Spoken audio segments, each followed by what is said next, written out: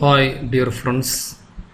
You are welcome to the fourth part of my lecture on liquidation of companies. In this part of lecture, I would like to discuss liquidator's final statement of account, how to prepare liquidator's final statement of account.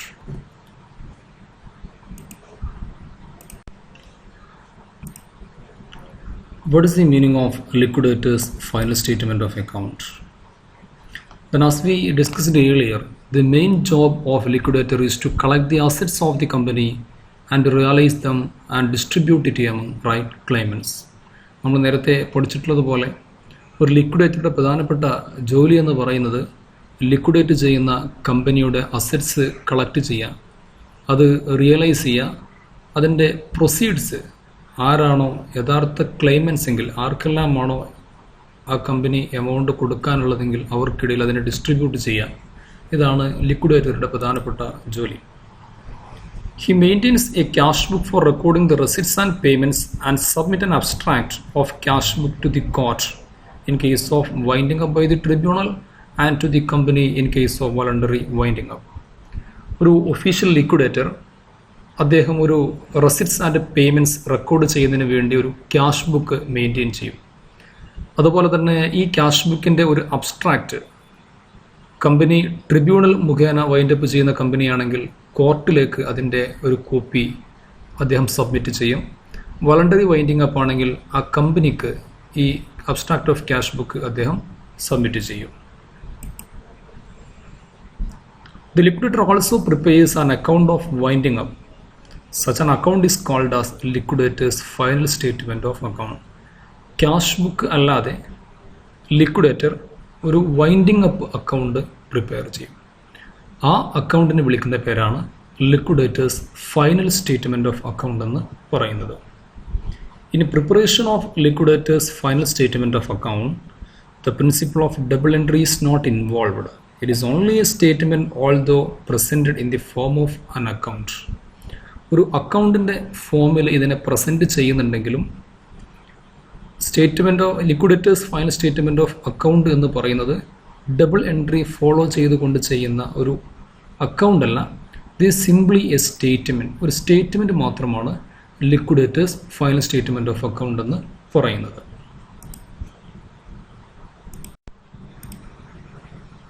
Then എന്തെല്ലാമാണ് ഈ അക്കൗണ്ടിൻ്റെ രണ്ട് സൈഡുകളിലായിട്ട് നമ്മൾ enter ചെയ്യേണ്ടത്? അതിൻ്റെ receipt സൈഡിൽ അല്ലെങ്കിൽ debit സൈഡിൽ റെസിപ്റ്റ്സ് ആണ് നമ്മൾ എൻ്റർ ചെയ്യേണ്ടത്. എന്തെല്ലാം റെസിപ്റ്റ്സ് ആണ് ലിക്വിഡേറ്റേഴ്സ് സ്റ്റേറ്റ്മെൻറ്റ് ഓഫ് ഫൈനൽ അക്കൗണ്ടിൽ വരിക എന്നുള്ളതാണ്. ഒന്ന്, amount realised on sale of assets. ഏതെല്ലാം അസറ്റ്സ് റിയലൈസ് ചെയ്യുന്നുണ്ടോ അതിൻ്റെ റിയലൈസ് ചെയ്യുന്ന amount. Amount received from delinquent directors and other office of the company. കമ്പനിയുടെ വീഴ്ച വരുത്തിയുള്ള ഡയറക്ടേഴ്സോ മറ്റു ഓഫീസേഴ്സോ എന്തെങ്കിലും എമൗണ്ട് കൊടുക്കാനുണ്ടെങ്കിൽ ആ കിട്ടുന്ന amount. Contribution made by the contributories. കമ്പനിയുടെ A list and B list contributories contribute ചെയ്യുന്ന എമൗണ്ട്. ഈ അക്കൗണ്ടിൻ്റെ ക്രെഡിറ്റ് സൈഡിൽ പേയ്മെൻറ്റ്സ് ആണ് കാണിക്കാറുള്ളത്. ആർക്കെല്ലാമാണ് ഈ എമൗണ്ട് ലിക്വിഡേറ്റർ കൊടുക്കുന്നത് എന്നുള്ളതാണ് അതിൻ്റെ ക്രെഡിറ്റ് സൈഡിൽ കാണിക്കുന്നത്. അതിൻ്റെ ഓർഡർ പറയുന്നുണ്ട്. ഈ ഓർഡർ പ്രകാരമാണ് നമ്മൾ ആ എമൗണ്ട് ആ സ്റ്റേറ്റ്മെൻറ്റിനകത്ത് എൻ്റർ ചെയ്യേണ്ടത്.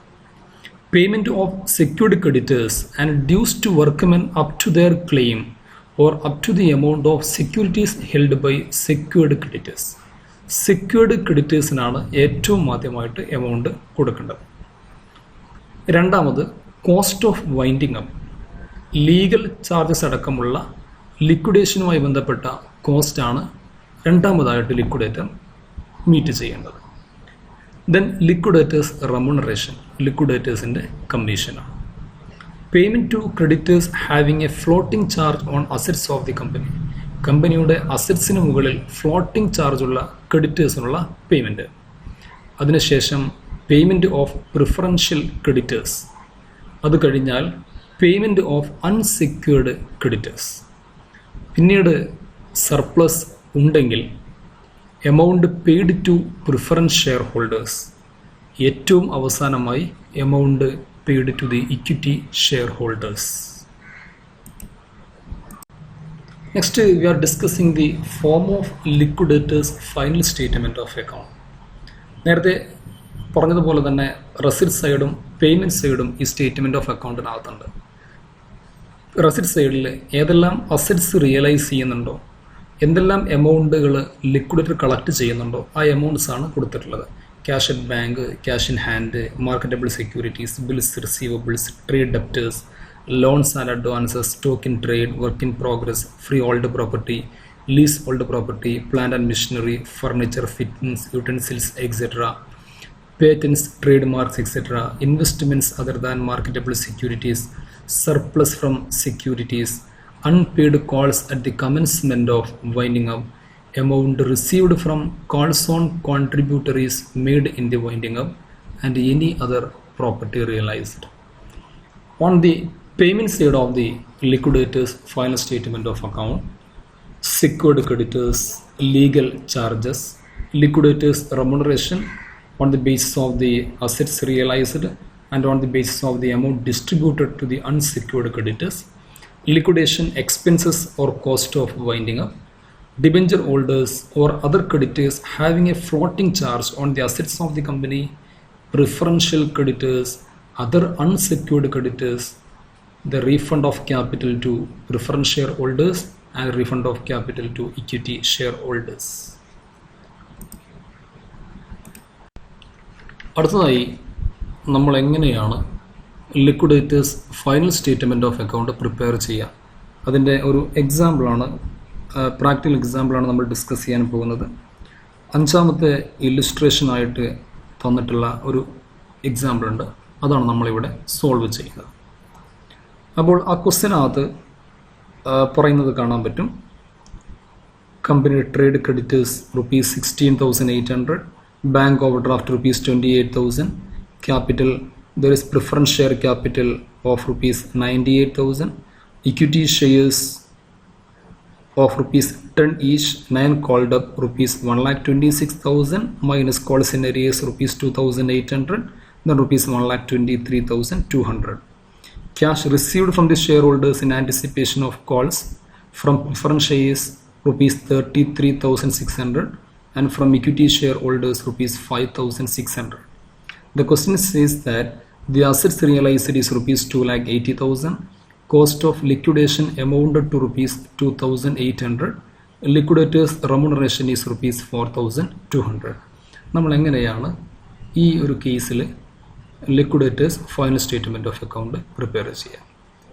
അപ്പോൾ ഇതിനകത്ത് റെസിപ്റ്റ് സൈഡിൽ അസറ്റ്സ് റിയലൈസ്ഡ് ക്വസ്റ്റിനകത്ത് പറയുന്നുണ്ട് ₹2,80,000 ആണ് റിയലൈസ് ചെയ്യുന്ന asset. Then calls in arrears, ലിക്വിഡേഷൻ്റെ സമയത്ത് ഷെയർ ഹോൾഡേഴ്സ് കോൺട്രിബ്യൂട്ട് ചെയ്യുമെന്ന് പ്രതീക്ഷിക്കുന്ന അരിയറായിട്ടുള്ള എമൗണ്ട് ₹2,800. ഇത്രയും എമൗണ്ടാണ് ലിക്വിഡേറ്റർ റിസീവ് ചെയ്യുന്ന എമൗണ്ട്, ₹2,82,800 എന്ന് കിട്ടും.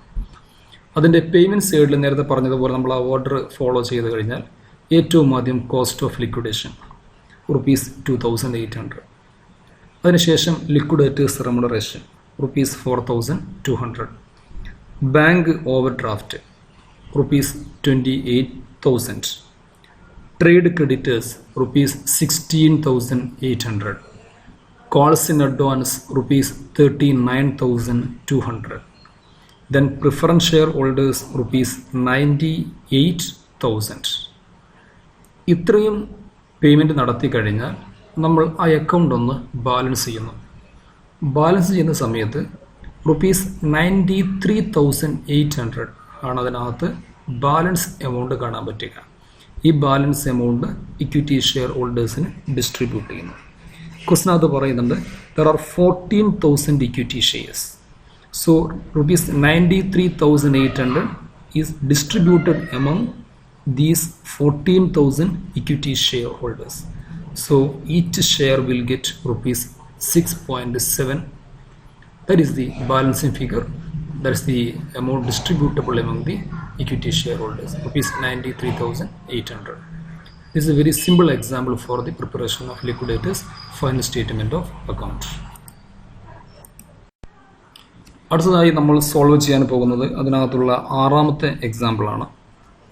അതിനകത്ത് നമുക്കൊരു ബാലൻസ് ഷീറ്റ് തന്നിട്ടുണ്ട്. 2018 മാർച്ച് 31 ഒരു ബാലൻസ് ഷീറ്റ്. അതിൽ share capital 6,406% preference shares of ₹100 each, ₹6,40,000, 3,200 equity shares of ₹100 each, ₹75 per share, paid up ₹2,40,000, 9,600 equity shares of ₹100 each, ₹60 per share, paid up ₹5,76,000, 5% debentures having a floating charge on all assets ₹3,20,000, interest on debentures outstanding ₹16,000, creditors ₹4,64,000. On asset side, land and building ₹3,20,000, plant and machinery ₹8 lakh, patent ₹5,12,000, stock at cost ₹1,76,000, sundry debtors ₹3,52,000, cash at bank ₹96,000. On that day, the company went into liquidation. The dividends on preference shares were in arrear for 2 years. The arrears are payable on liquidation as per the articles of the company. Creditors include a loan of ₹1,60,000 on mortgage on land and building. The assets realized as land and building ₹3,84,000, plant and machinery ₹6,40,000, patents ₹96,000, stock ₹1,92,000, and sundry debtors ₹2,56,000. The cost of liquidation is amounted to ₹34,880.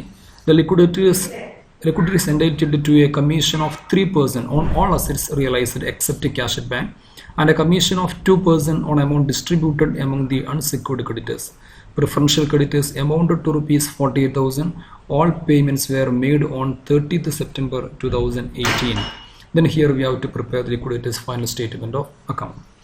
അപ്പോൾ അത് ഈ account നമ്മൾ prepare ചെയ്യുമ്പോൾ ഇതിൽ ഏതെല്ലാം assets ആണ് realise ചെയ്യുന്നത്? Asset സൈഡിൽ assets realised, cash at bank ₹96,000, sundry debtors realise ചെയ്യുന്ന എമൗണ്ട് ₹2,56,000, സ്റ്റോക്ക് റിയലൈസ് ചെയ്യുന്ന എമൗണ്ട് ₹1,92,000, പേറ്റൻസ് റിയലൈസ് ചെയ്യുന്ന amount ₹96,000, plant and machinery realise ചെയ്യുന്ന amount ₹6,40,000, land and building, the amount realized is ₹3,84,000.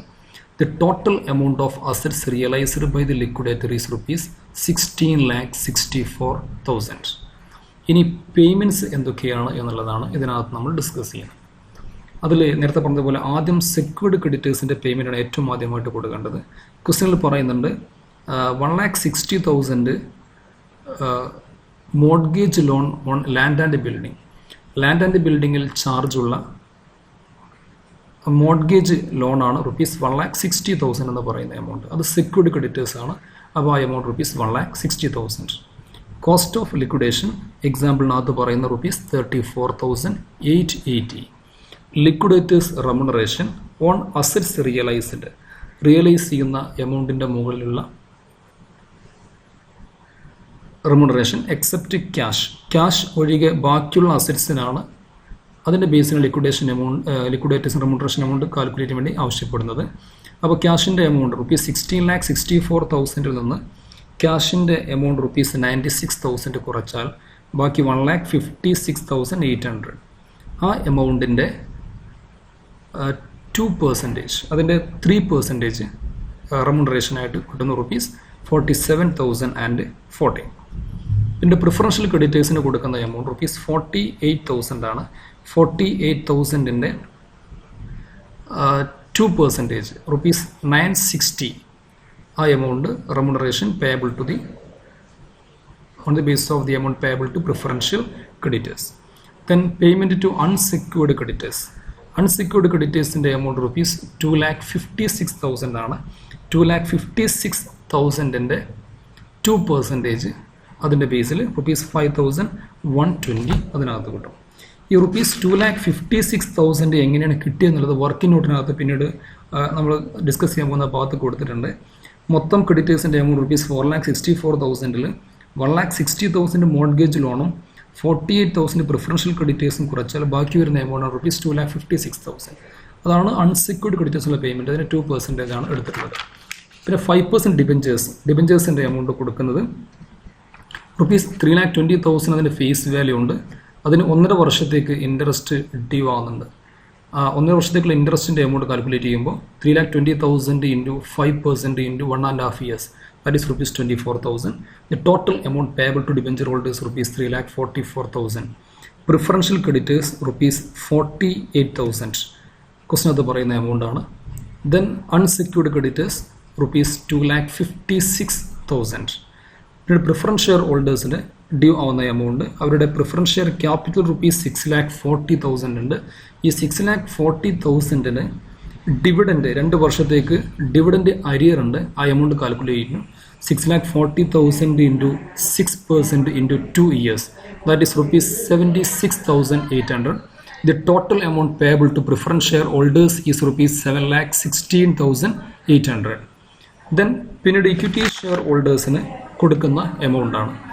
അപ്പോൾ നമ്മൾ ഇത്രയും കാര്യങ്ങൾ ചെയ്ത് കഴിഞ്ഞാൽ ഇനി എത്ര എമൗണ്ട് ഇക്വിറ്റി ഷെയർ ഹോൾഡേഴ്സിന് ഡിസ്ട്രിബ്യൂട്ട് ചെയ്യണം അത് നമ്മൾ കാൽക്കുലേറ്റ് ചെയ്യേണ്ടതുണ്ട്. കാരണം ഈ ക്വസ്റ്റിനകത്ത് ഇക്വിറ്റി ഷെയർ 3,200 ഇക്വിറ്റി ഷെയർ, 100 രൂപയുടെ ഇക്വിറ്റി ഷെയർ 75 രൂപയെ അതിൻ്റെ പെയ്ഡപ്പ് എമൗണ്ട് ഉള്ളൂ. അതുപോലെ 9,600 ഇക്വിറ്റി ഷെയർ 100 രൂപയുടെ ഷെയറുകളാണ് 60 രൂപയെ പെയ്ഡപ്പ് ഉള്ളൂ.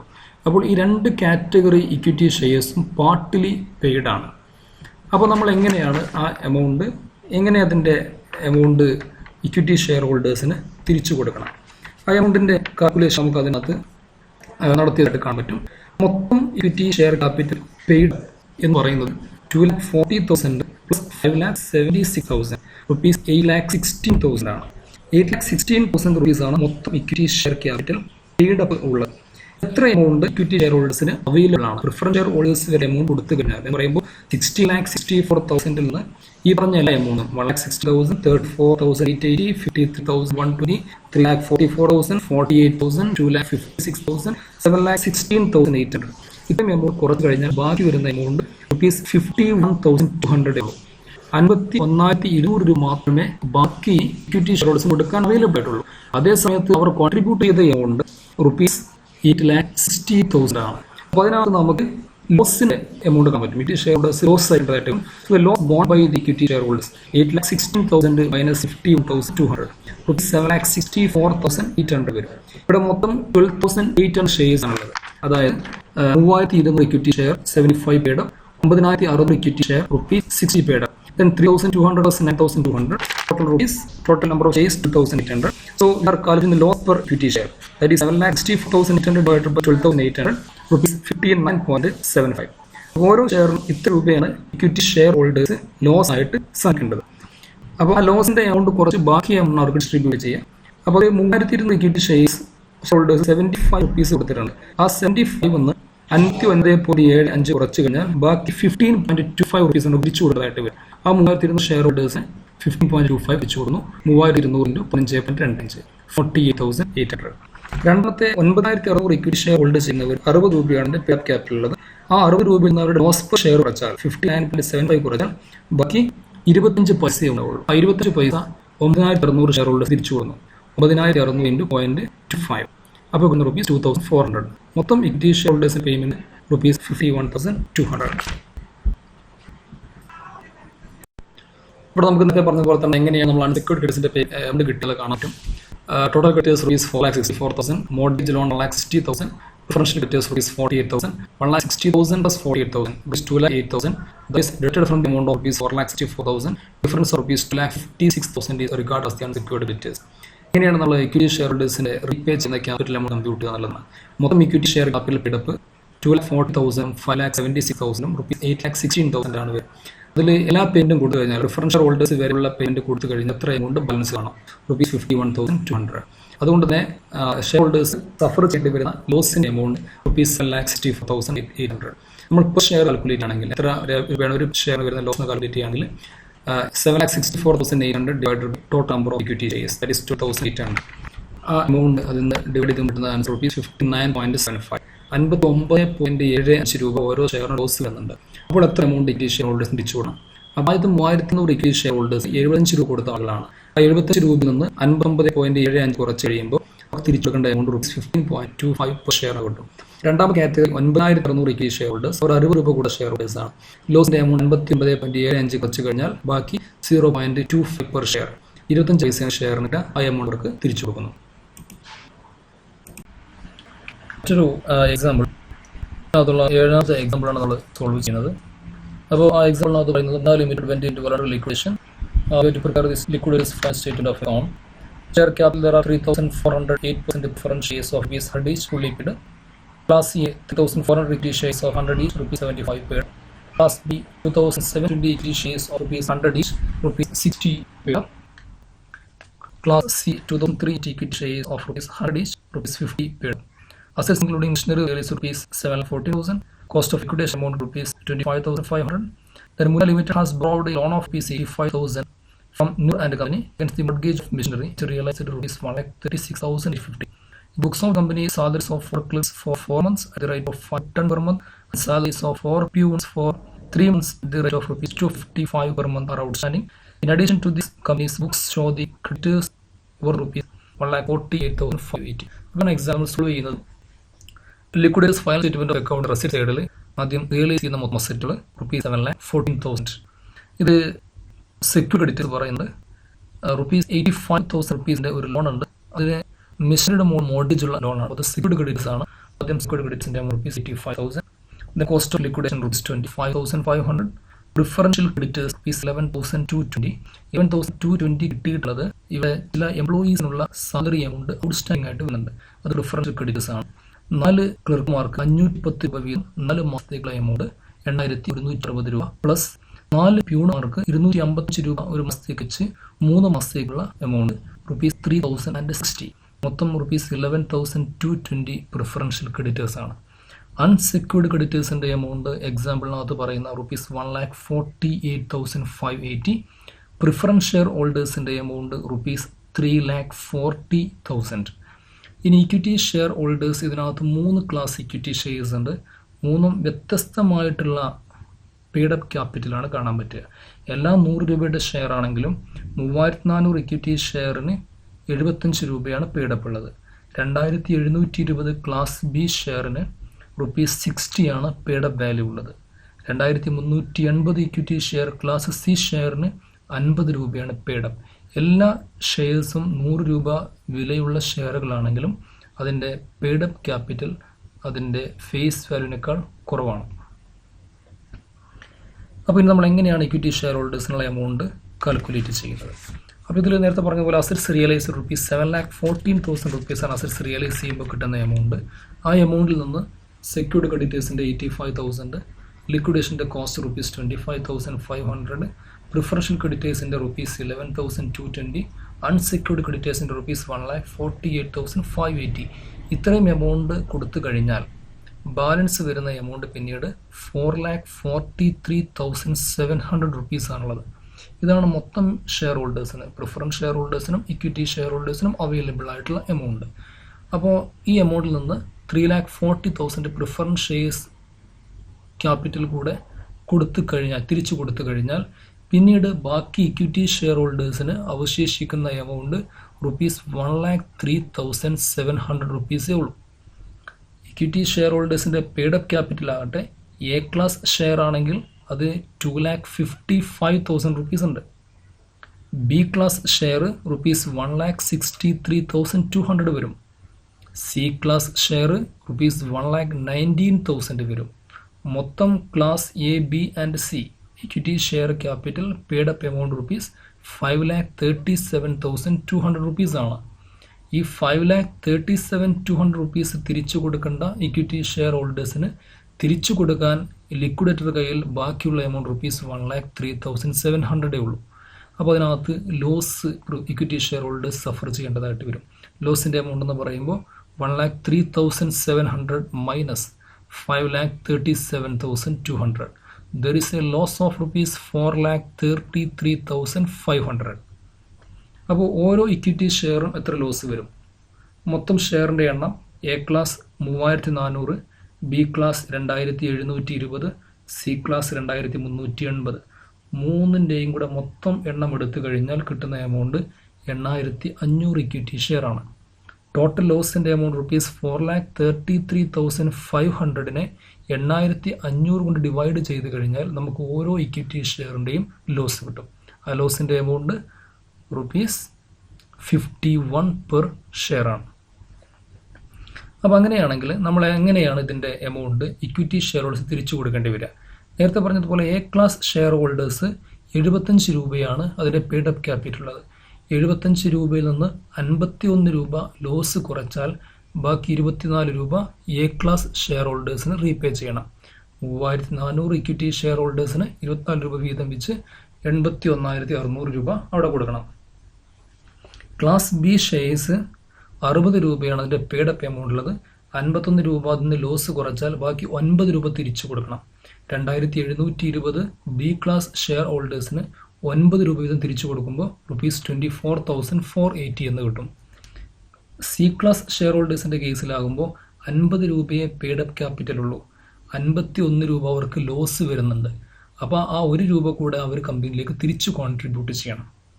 അപ്പോൾ അതുകൊണ്ട് 1 രൂപ വീതം 2380 സി ക്ലാസ് ഇക്വിറ്റി ഷെയർ ഹോൾഡേഴ്സിൻ്റെ കയ്യിൽ നിന്ന് കളക്ട് ചെയ്യുന്നു. ആ എമൗണ്ട് റെസിപ്റ്റ് സൈഡിൽ 2380 രൂപ എൻ്റർ ചെയ്യുന്നു. Total of the liquidators final statement of account is ₹7,16,380. ഇതിനകത്ത് പ്രിഫറൻഷ്യൽ ക്രെഡിറ്റേഴ്സിൻ്റെ കാൽക്കുലേഷൻ അതിനകത്ത് കാണാൻ പറ്റും.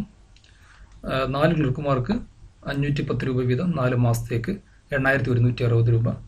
4 പ്യൂണുമാർക്ക് 255 രൂപ വീതം 3 മാസത്തേക്ക് 3,060 രൂപ. മൊത്തം 11,220 റുപ്പീസ്. പിന്നീട് ഇക്വിറ്റി ഷെയർ ഹോൾഡേഴ്സിന് എമൗണ്ട് തിരിച്ചു കൊടുക്കുന്നതിൻ്റെ കാൽക്കുലേഷൻ ഇതിനകത്തുണ്ട്. 7,14,000 നിന്ന് മൊത്തം ഷെയർ ഹോൾഡേഴ്സിൻ്റേത് വരെയുള്ള എമൗണ്ട് കുറച്ച് കഴിഞ്ഞാൽ ₹4,43,700 ബാലൻസ് വരും. പ്രിഫറൻസ് ഷെയറിന് ₹3,40,000 കുറച്ച്